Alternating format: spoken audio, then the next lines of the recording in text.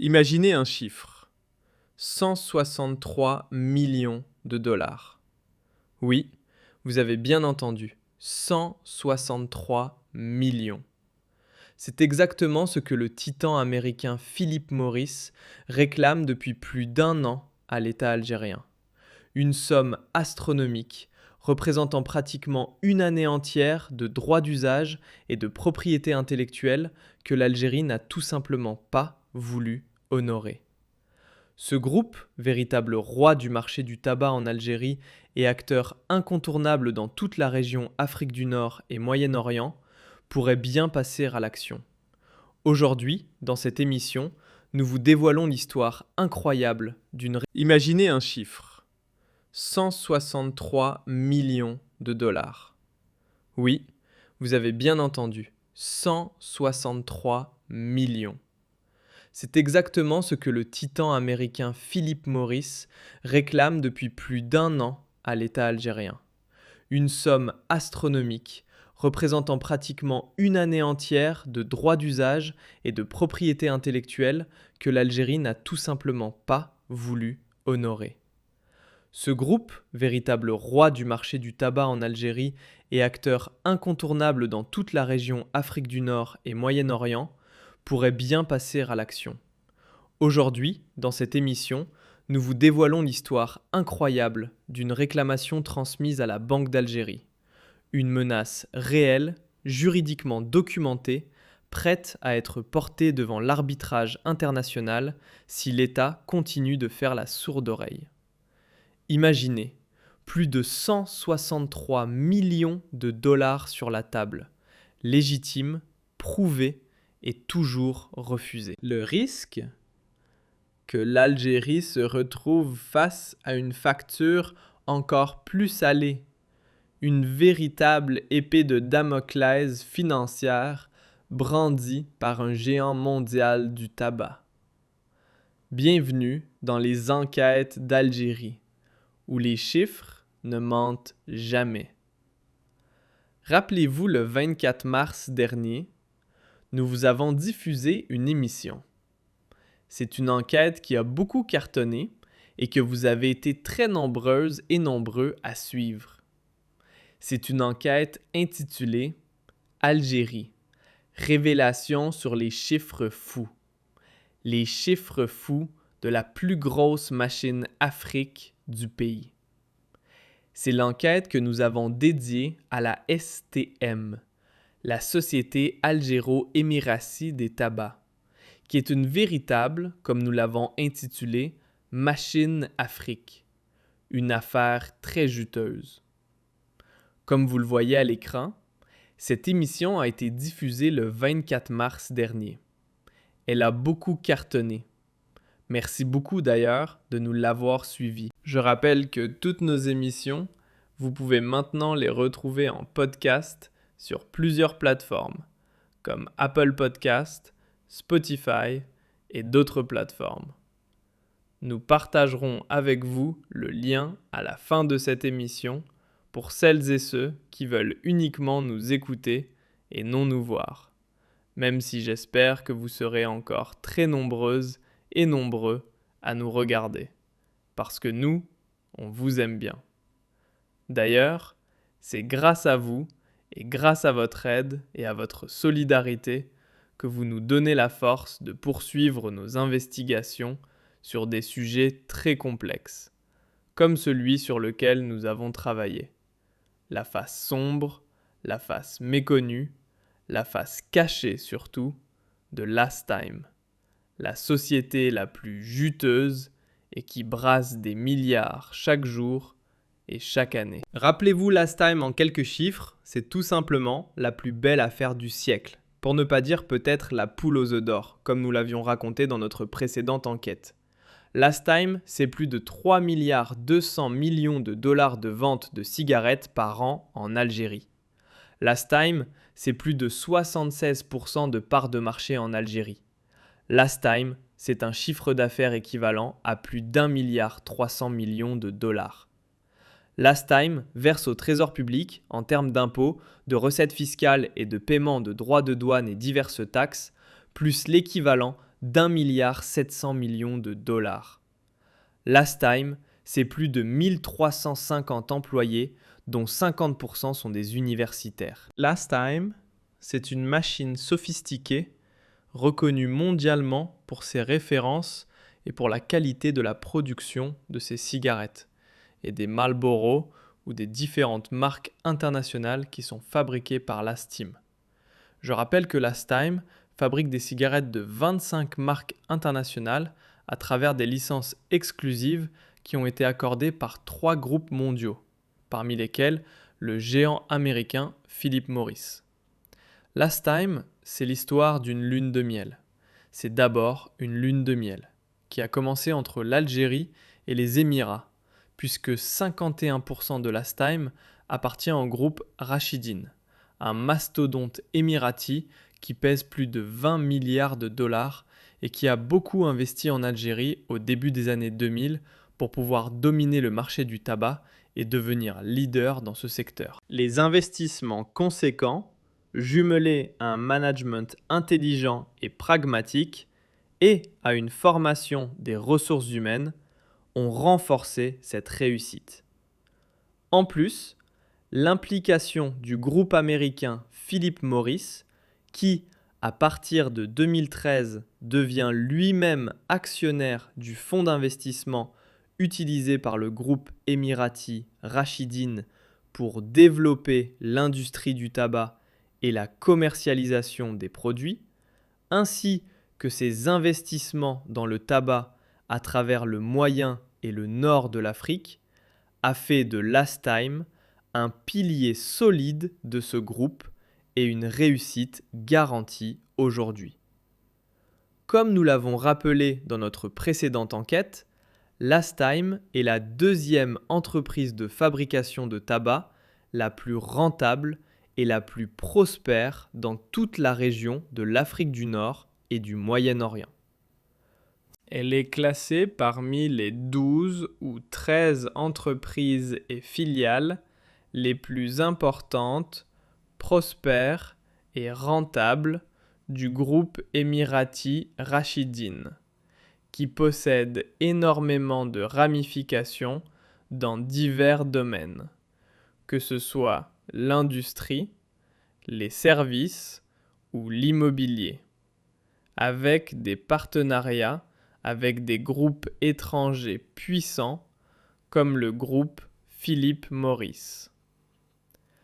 Toutefois, malgré cette réussite, malgré cette prospérité, malgré cette solidité financière et malgré le fait que Last Time appartient en partie à l'État algérien à travers le groupe Madar, le groupe Madar, ex-entreprise de la Société nationale des tabacs et allumettes, et actionnaire à hauteur de 49% de Last Time, perçoit chaque année des dividendes importants. Nous avons confirmé au cours de nos investigations que ces versements constituent une part essentielle des revenus du groupe Madar, propriétaire du CRB, qui a été impliqué dans de nombreux projets, que ce soit dans l'agroalimentaire, l'immobilier, l'hôtellerie ou même dans le transport, ayant récemment développé des investissements dans le transport maritime. En réalité, la seule filiale, la seule entreprise qui rapporte beaucoup d'argent à Madar et qui représente, selon nos investigations, entre 80 et 90% des ressources financières, c'est Last Time. Last Time, chaque année, verse entre 13 et 14 milliards de dinars de dividendes au groupe Madar. Cela signifie à peu près entre 100 et 110 millions de dollars de dividendes chaque année. Les bénéfices qui reviennent au groupe Madar sans ces versements de dividendes représentant le bénéfice net n'auraient même pas permis de tenir. Il ne pourrait même pas payer ses impôts, ses charges ou financer sa masse salariale. puisque toutes les autres filiales du groupe Madar, que ce soit dans les finances, dans le jardinage, dans l'immobilier ou dans l'industrie, restent défaillantes, déficientes et très peu rentables. Cette machine Afrique. Ce n'est pas négatif d'utiliser ce terme, puisqu'il s'agit d'une véritable réussite économique. Quand on dit machine Afrique, cela veut dire que c'est une entreprise qui dégage beaucoup de flux de trésorerie. Elle dégage énormément d'argent parce qu'elle gagne beaucoup, grâce à un partenariat exclusif avec le groupe Philip Morris, encore une fois, dont nous allons parler aujourd'hui. Vous allez ainsi comprendre qu'il est en train de menacer de poursuivre l'État algérien devant un arbitrage international pour récupérer son dû, estimé encore une fois à plus de 163 millions de dollars. Avant de comprendre cette histoire, il faut juste remarquer. Est-ce normal ? Le point de départ de notre enquête a été la question suivante. Est-il normal, dans un pays digne de ce nom, structuré, respecté et conscient des enjeux nationaux, et où les dirigeants sont soucieux de la protection des intérêts suprêmes de l'État, de saboter une entreprise qui fonctionne dans tous les pays du monde? Lorsque des entreprises deviennent des champions nationaux, qu'elles rapportent beaucoup d'argent au trésor public, qu'elles génèrent de nombreuses recettes fiscales et créent des emplois, et qu'elles parviennent même à s'imposer sur la scène internationale dans leur domaine ou dans leurs activités respectives, normalement, ce genre d'entreprise devrait être respecté. Malheureusement, en Algérie, c'est tout le contraire. Je vous donne un exemple, rien qu'un exemple très concret, pour mesurer l'importance de Last Time. En un seul mois, par exemple au mois de novembre, selon nos investigations et les données que nous avons pu obtenir et recouper, rien qu'au mois de novembre 2025, la STM a versé plus de 26 milliards 400 millions de dinars de taxes, différents impôts et droits fiscaux auprès du Trésor public. 28 milliards 400 millions de dinars. Ça, c'est une immersion. 28 milliards 400 millions de dinars. Cela correspond exactement, en dollars, à plus de 210 millions de dollars. Aucune société privée, à l'exception de son attrait et de quelques-unes de ses filiales, et un petit peu, c'est vital, aucune autre entreprise privée ou publique en Algérie ne verse autant de recettes fiscales, ne procure ni ne permet au Trésor public de gagner autant de revenus fiscaux. Une telle entreprise, normalement, elle est censée être protégée et promue. Mais comme il existe un différend politique, un différend diplomatique, un différend géopolitique inexpliqué et dont personne n'arrive à comprendre les tenants et aboutissants entre l'Algérie et les Émirats arabes unis, eh bien, la STM est victime d'une véritable entreprise de sabotage.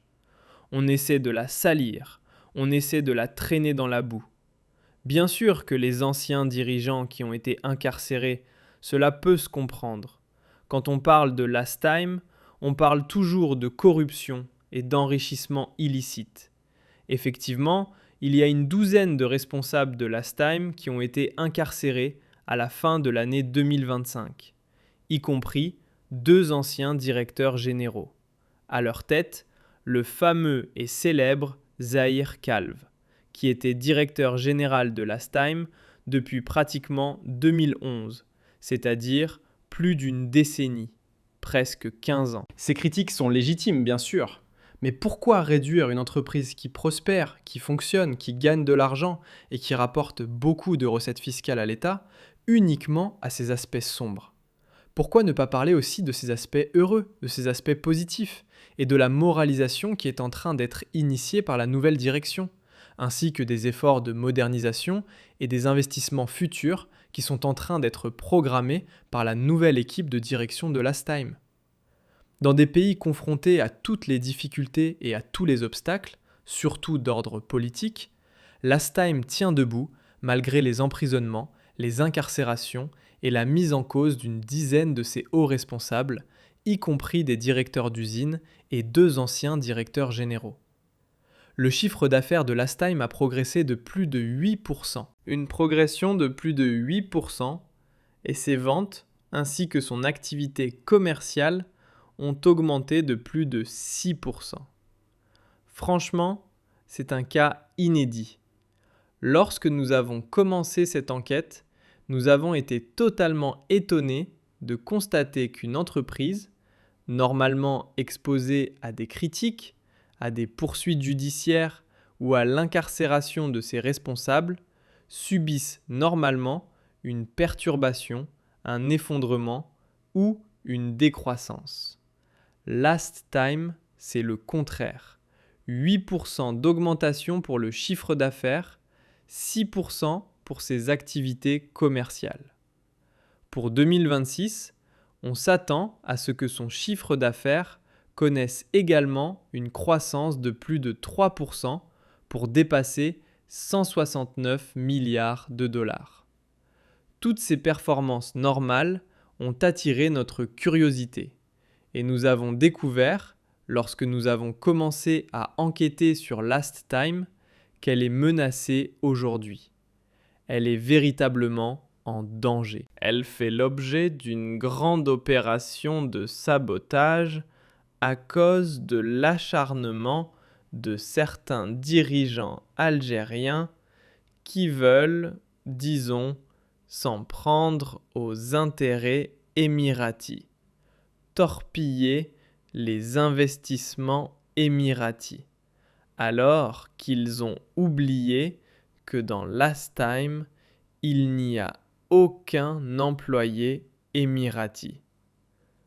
Les actionnaires étrangers, comme le groupe Madar, qui est une entreprise publique et actionnaire de Last Time, ne sont que des investisseurs. Les 1350 employés sont tous algériens, dont 50% sont des universitaires. Ils nourrissent plus de 1350 foyers et les cadres dirigeants de Last Time sont tous algériens. Aucun émirati ne dirige Last Time à l'heure actuelle. Il n'y a aucune implication opérationnelle. Les émiratis ne participent qu'au conseil d'administration. Ils récupèrent leurs dividendes, leur argent, exactement comme le groupe Madar récupère son argent chaque année. Mais malgré cela, malheureusement, nous avons découvert que l'État algérien a empêché, depuis pratiquement plus d'une année, ce qu'on appelle le paiement des droits d'usage et de propriété intellectuelle. Qu'est-ce que sont les droits d'usage et de propriété intellectuelle ? Brièvement, lorsque vous utilisez une marque internationale comme Marlboro, Coca-Cola, Pepsi, Nike, Adidas, sans leur verser de royalties, on échange en contrepartie de l'utilisation de cette marque, qui possède une réelle valeur, une marque a une valeur, il existe des produits qui fonctionnent et qui ont une valeur marchande et qui se commercialisent facilement parce qu'ils sont associés à une marque très connue dans le monde. Les marques les plus célèbres ont un capital immatériel, leur image. C'est ce qu'elles inspirent aux consommateurs. Et nous, consommateurs, souvent, lorsque nous voyons une marque solide, réputée pour sa crédibilité, Que ce soit dans les voitures, dans les vêtements ou dans l'agroalimentaire, nous achetons cette marque parce qu'elle possède une véritable réputation. Ainsi, en Algérie, Lastime doit payer chaque année ce qu'on appelle les droits d'usage et de propriété intellectuelle auprès de ces 3 groupes qu'elle représente. Je rappelle que Lastime représente 3 groupes internationaux, pas uniquement Philip Morris. Il y a le groupe Japan Tobacco et un 3e groupe, Imperial Brands. Ces groupes sont beaucoup moins importants que Philip Morris. Pour utiliser l'image de leur marque, de leurs cigarettes, il faut payer chaque année une somme déterminée selon une norme internationalement admise dans le domaine. Cette somme a atteint 163 300 000 $. Pour le groupe Philip Morris, cela correspond à 127 500 000 $, selon nos investigations. Pour le groupe UTG, c'est 15 millions de dollars. Et pour le groupe GTE, Japan Tobacco, c'est 19 millions de dollars, pratiquement 20 millions de dollars. Ce sont donc des obligations auxquelles sont soumises toutes les entreprises qui utilisent les marques de cigarettes de ces groupes internationaux, notamment Philip Morris International et, je le répète, Imperial Tobacco Group, un groupe britannique qui est le concurrent de Philip Morris, des Américains et des Japonais de Japan Tobacco International. Chaque année, en 2025, Lastime a toujours payé ses droits d'usage et de propriété intellectuelle, et elle n'est pas perdante. Cette facture, pour le simple mortel, peut sembler élevée, 165 millions de dollars. Oui, attendez, mais Lastime vend pour 3 milliards 200 millions de dollars. Donc c'est pas énorme quand on vend pour 3 milliards 200 millions de dollars. Et pourquoi vend-on ? Le groupe Philip Morris, par exemple, représente 57% du marché algérien des cigarettes et entre 50 et 60% des ventes de Lastime. Si Lastime arrive à vendre des cigarettes, c'est parce qu'elle utilise les marques de Marlboro, Elm, etc. Pour les autres groupes, ce sont les Golos, Winston, Camel. Ce sont des marques que vous utilisez. Ainsi, il y a l'obligation chaque année de payer les droits d'usage et de propriété intellectuelle. C'est une norme internationale, une réglementation internationale à laquelle tous les pays doivent se soumettre. Et en Algérie, nous avons confirmé, lors de nos investigations, qu'elle bénéficie d'un privilège. Pourquoi ce privilège ? Parce que dans les autres pays de la région, par exemple en Égypte, aux Émirats ou en Jordanie, les usines de fabrication appartiennent aux groupes internationaux comme Philip Morris. Dans ces pays, ils ne paient ni droit de marque, ni droit d'auteur. Par contre, en Algérie, c'est le seul marché où une entreprise comme Lastime produit elle-même des cigarettes pour les titulaires de marque. Autrement dit, c'est Lastime avec un savoir-faire algérien, avec une main-d'œuvre algérienne, avec des travailleurs algériens, au sein d'une usine installée en Algérie qui fabrique des marques, de grandes marques de cigarettes américaines comme Marlboro par exemple, qui est le paquet de cigarettes le plus vendu de la planète. Et donc, c'est du savoir-faire algérien. Dans les autres pays de la région, ce n'est pas le cas. L'Algérie bénéficie d'un privilège. Aucun autre pays du Moyen-Orient ni d'Afrique du Nord n'a pu obtenir ce privilège en raison de la grande efficacité et de la compétence de ses ingénieurs, comme c'est le cas en Algérie. Jamais un autre pays de la région n'a obtenu ce privilège de produire, avec ses propres installations, en toute autonomie et avec ses propres moyens de production, les marques de cigarettes américaines. Dans les autres pays, comme la Tunisie, le Liban, l'Irak ou la Libye, il n'y a simplement qu'une importation et une distribution de produits finis. Il n'y a pas de production. Il n'y a pas d'industrie. Donc, l'Algérie a développé une véritable industrie du tabac. Une industrie qui pourrait d'ailleurs permettre à l'Algérie d'exporter. Sauf que l'État algérien interdit à Lastime d'exporter, alors qu'il y a des possibilités. Et nous poursuivons notre enquête. Vous verrez dans les prochains épisodes comment l'Algérie aurait pu gagner plusieurs centaines de millions de dollars si elle avait autorisé Lastime à exporter vers l'étranger. Mais cela, nous le laisserons pour les prochains épisodes. Nous ne pourrons pas tout expliquer ni tout dire en un seul épisode. Mais aujourd'hui, sachez que le groupe Philip Morris, c'est plus de 40 milliards de dollars de revenus par an. C'est le premier vendeur de cigarettes au monde. C'est un immense groupe.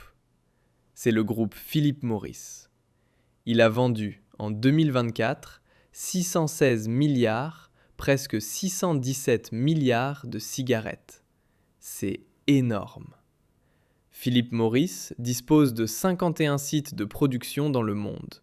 Son chiffre d'affaires en Amérique représente 9%.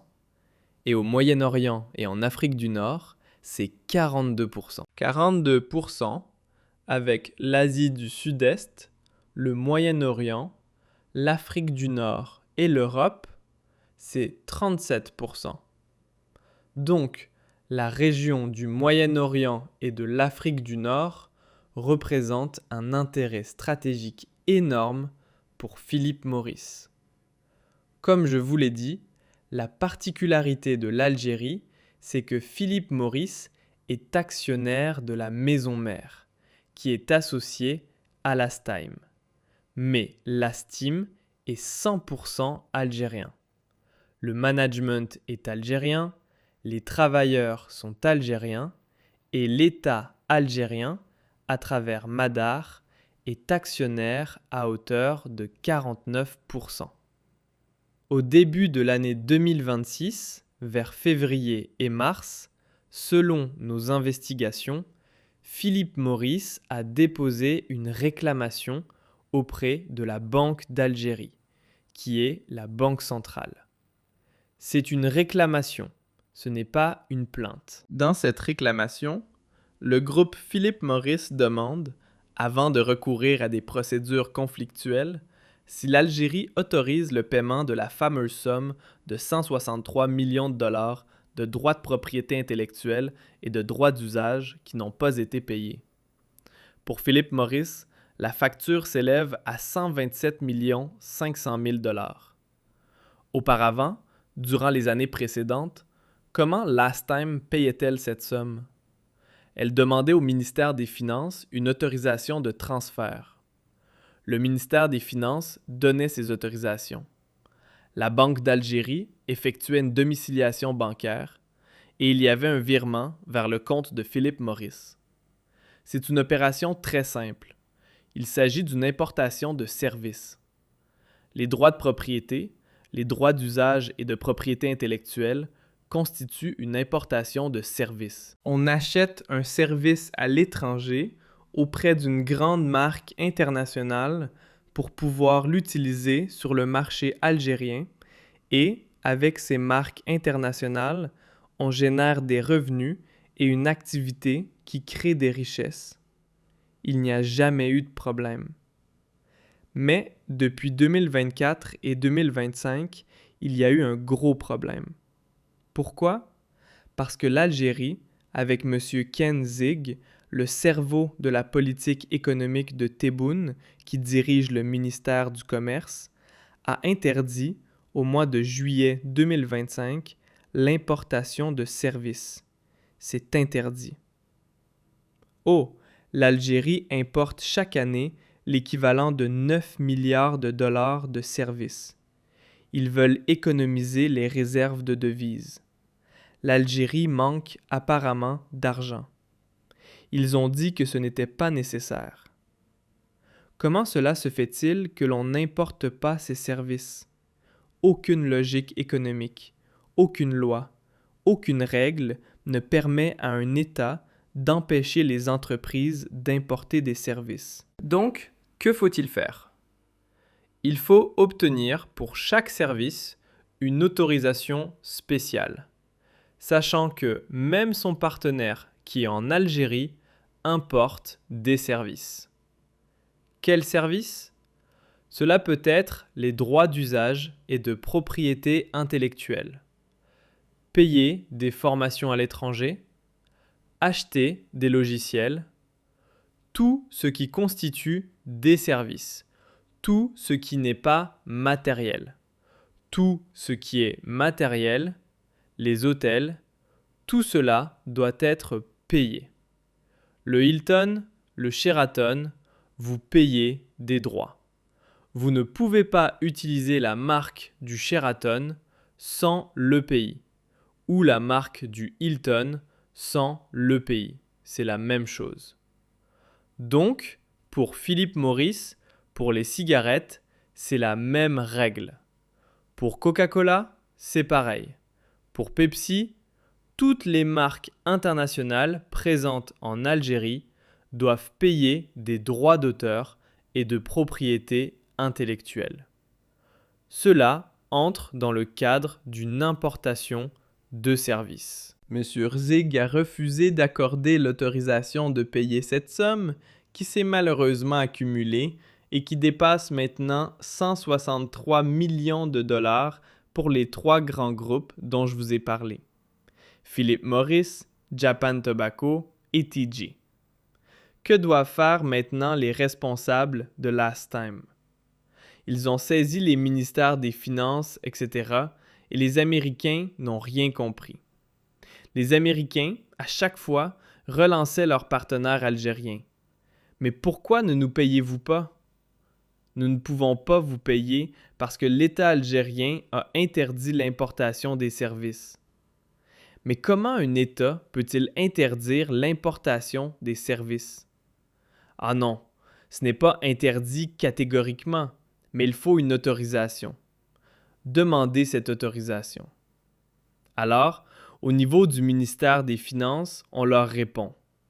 Écoutez, allez voir avec la Banque d'Algérie. Ils sont partis voir la Banque d'Algérie. Il y a même eu une réunion au niveau de la direction des échanges de la Banque d'Algérie, selon nos investigations, avec une responsable à laquelle nous nous intéressons depuis plusieurs mois, car nous enquêtons sur elle. Madame Fatma Zora Hamed Loulou. Elle a même expliqué et dit que c'était de leur faute, en précisant que c'était elle, Fatma Zora Hamed Loulou, en sa qualité de directrice des échanges au niveau de la Banque d'Algérie, c'est elle qui a été désignée pour traiter le dossier de la réclamation de Philip Morris. Une réclamation très sérieuse, car Philip Morris est, encore une fois, un géant mondial. Philip Morris, le PDG, connaît personnellement Donald Trump. Il faut savoir que Philip Morris, aux États-Unis d'Amérique, dispose d'un lobby extrêmement puissant. Il a accès à la Maison-Blanche et est invité lors des cérémonies présidentielles et officielles.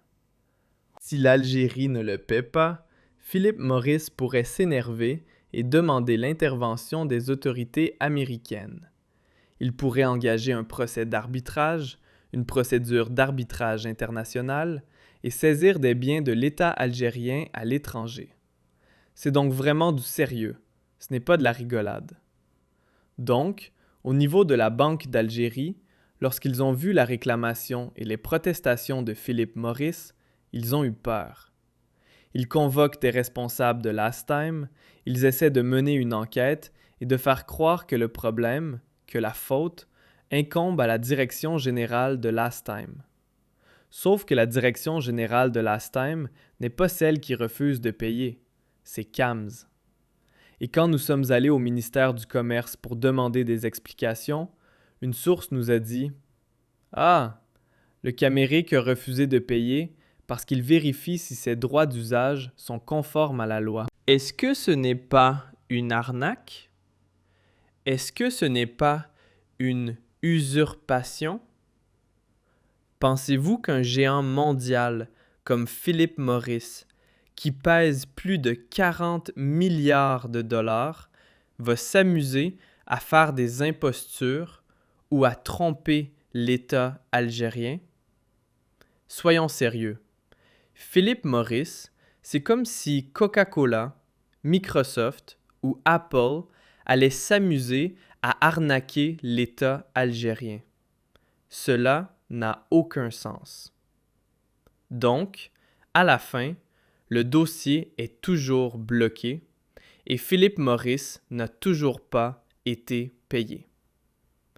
La situation devient dangereuse, puisque si Philip Morris n'est pas payé, il pourrait interdire à Lastime d'utiliser ses marques comme Marlboro, Elm et les autres. Et du coup, ces cigarettes fabriquées en Algérie ne devront plus être commercialisées sous ces marques et elles ne pourront plus être produites. On risque alors de se retrouver avec des pénuries de cigarettes sur le marché algérien, qui est l'un des 3 plus importants marchés de la région du Moyen-Orient et d'Afrique du Nord, et l'un des principautés du continent africain. Donc, on risque, dans quelques semaines, si cette facture n'est pas payée, d'avoir une pénurie de cigarettes et une perturbation importante du marché. Alors que Lastime paye ses impôts et s'acquitte de ses obligations, en un seul mois, elle a payé plus de 200 millions, l'équivalent de 200 millions de dollars d'impôts, de taxes et de droits divers, ainsi que toutes ses obligations fiscales. En un seul mois, plus de 200 millions de dollars. Et elle verse, comme je l'ai dit, l'équivalent de plus de 100 millions de dollars de dividendes par an au groupe Madar. Donc, elle rapporte des bénéfices à l'État algérien. Elle apporte de l'argent à l'État algérien, que ce soit sous forme de recettes fiscales ou de dividendes. L'État algérien est totalement gagnant. Mais malgré cela, on la sabote. On sabote pourquoi? Parce qu'on veut toucher aux intérêts émiratis. On veut contrarier les Émiratis, alors que les Émiratis sont extrêmement riches, ultra riches. Ils ont de l'argent et que dire? Ils ont des montagnes d'argent. Ils dorment sur des montagnes d'argent. Mais ce ne sont pas les Émiratis que l'on menace. Ce sont les travailleurs algériens qui risquent de perdre leur emploi. Lastime ne s'acquitte pas de ses obligations auprès de Philip Morris. C'est Philip Morris qui risque de quitter le marché algérien, de blacklister l'Algérie, de la boycotter et d'empêcher toute production de ses cigarettes en Algérie. C'est l'État algérien qui perd, parce que si la STM s'effondre, c'est le trésor public qui en pâtira. c'est-à-dire l'équivalent d'1,7 milliard de recettes fiscales que l'État algérien va perdre.